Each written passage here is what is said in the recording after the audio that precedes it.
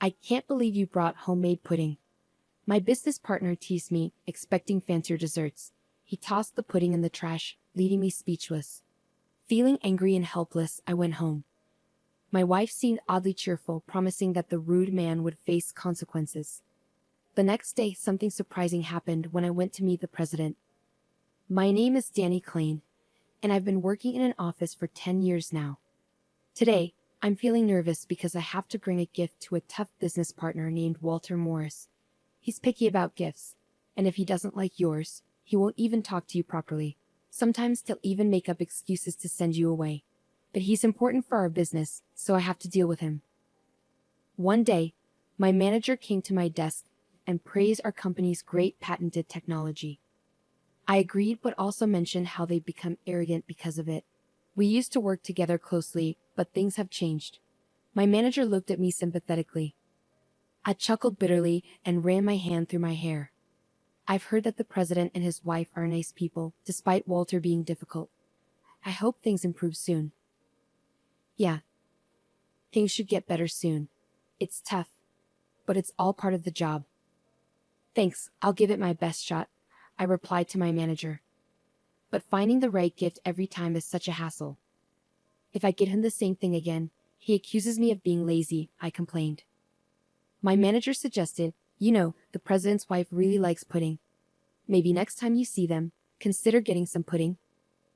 As soon as my manager mentioned it, I thought of a special pudding from a local store. It was incredibly smooth and creamy, just melting in your mouth. It had the perfect balance of richness and sweetness, exactly like the pudding my wife, Lily, makes. Lily runs a small pastry shop from our home, and her puddings are a hit with everyone in the neighborhood. They're so popular that they often sell out by mid-afternoon, loved by both kids and seniors alike. After work, I hurried home to find Lily already in the kitchen, preparing dinner. As I entered, a sweet aroma filled the air, making me smile. Lily greeted me with a cheerful welcome home, humming a tune as she worked. Excitedly, I told her about my conversation with the boss and how his wife loved pudding.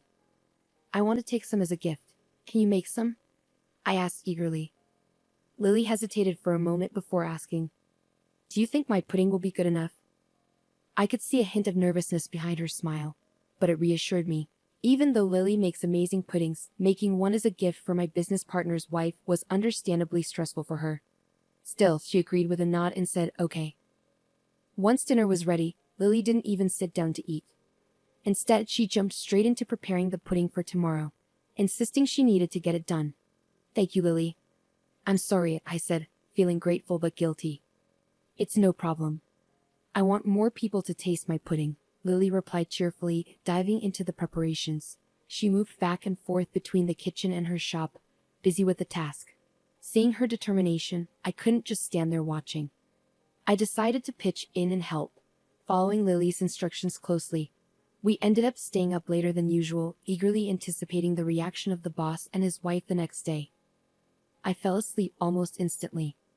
The next morning, I woke up to find Lily already awake, her head popping out from the shop, wearing a white apron.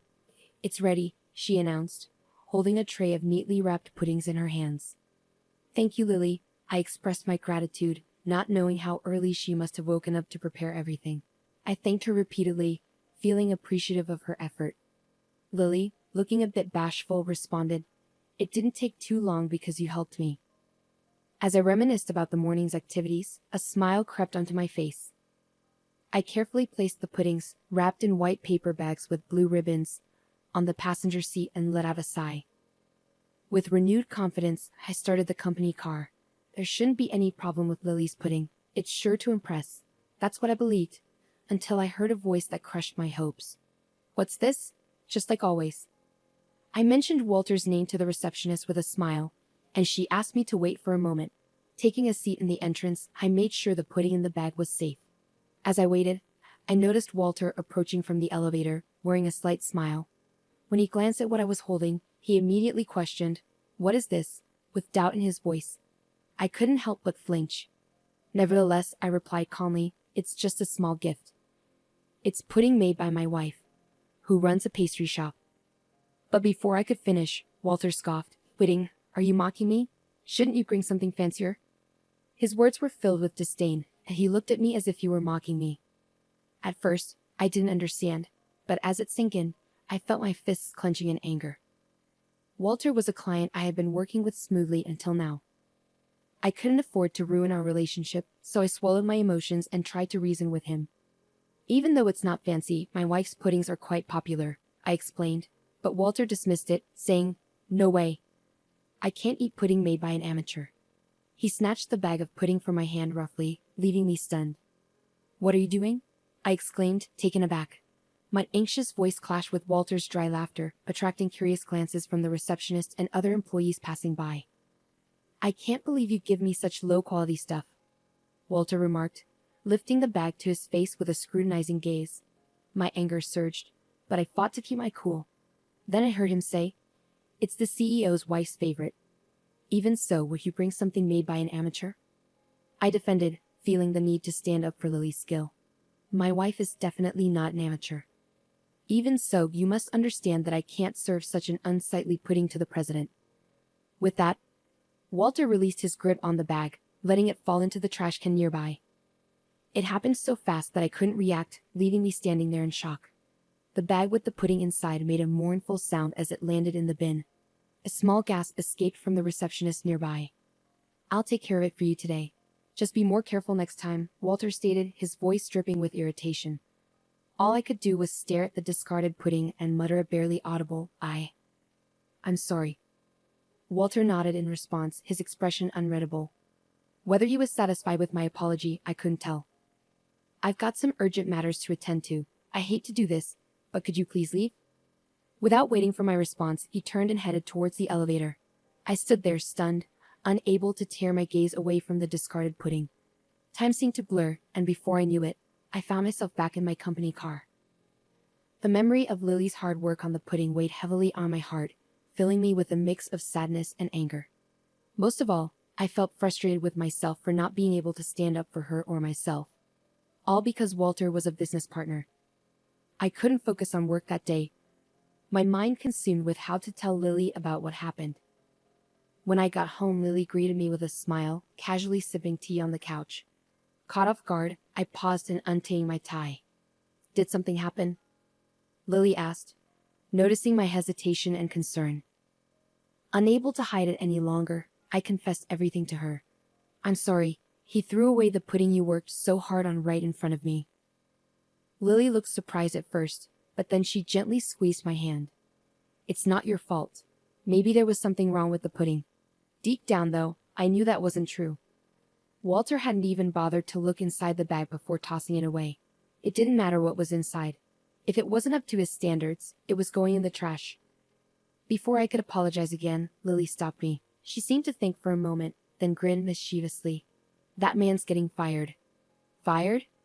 I questioned, taken aback by Lily's comment. "I'm just kidding though," she reassured me with a soft chuckle.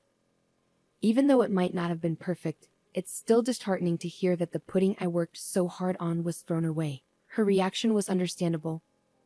Anyone would be upset to hear their efforts were disregarded like that, even Lily, who rarely makes such remarks about rude clients. "But who knows, it could happen," she added mysteriously, leaving me feeling a bit puzzled. But that was the end of our conversation. Lily urged me to wash up early that night, so I bathed in a mix of confusion and frustration before turning in earlier than usual. The next day, still feeling weighed down by yesterday's events, I headed to work with a heavy heart. My boss had instructed me the day before. "I know it's not ideal, but tomorrow you need to buy a cake from the high-end Western confectionery store in front of the station." His words echoed in my mind as I stopped by the pastry shop near the station on my way to work and bought a cake. I placed the box from the fancy pastry shop on the passenger seat, letting out a sigh heavier than the day before. Yesterday, I had promised Walter that I'd come back today with an apology gift. Maybe because of the incident, Walter had responded with an even more arrogant tone. "All right, I'm counting on you this time," he said before hanging up. I should get going, I told myself, mustering up some motivation as I settled into the driver's seat of my company car. I drove towards the client's office, determined to make things right. As I entered through the automatic doors, a receptionist who recognized me hurried over. "Are you Mr. Klein from Company X?" she asked. Yes, that's me. But please, lead the way, I replied. Following her, I stepped into the elevator, and before I knew it, we had arrived at our destination floor. The room I was directed to turned out to be the president's office. The receptionist knocked a few times, and when the door opened, I was ushered in. Inside, I found the president of the client company, his wife, and Walter, all looking uneasy. I had expected Walter to be his usual arrogant self, especially after yesterday's incident, but I was surprised. Nice to meet you, I'm Danny Klein from Company XX. Thank you for having me here today, I said, puzzled by the situation, as I greeted the president, Mr. Peterson. You must be Danny. Pleasure to meet you. I'm Mr. Peterson, and this is my wife, Anne, Mr. Peterson replied, cutting the formalities short. They exchanged glances, then called my name and bowed deeply. We are truly sorry for what happened. Please accept our apologies, Mrs. Peterson added sincerely. I'm sorry, what did you say?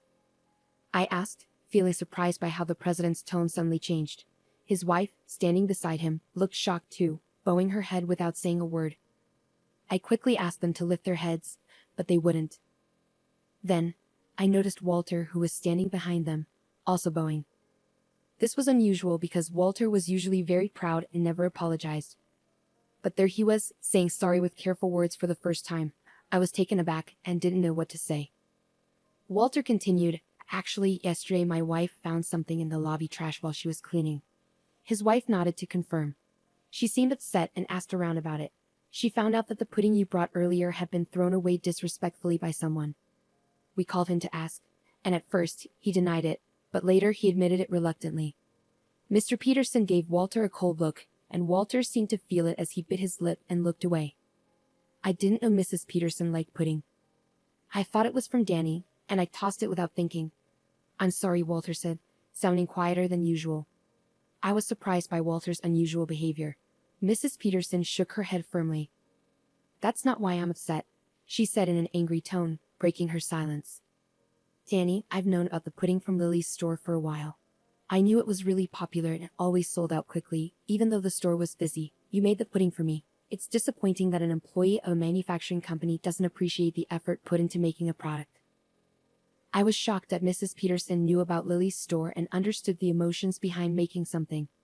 Walter, looking even more nervous, tried to apologize again, but Mr. Peterson told him to face the person he was apologizing to and lifted his pale face up.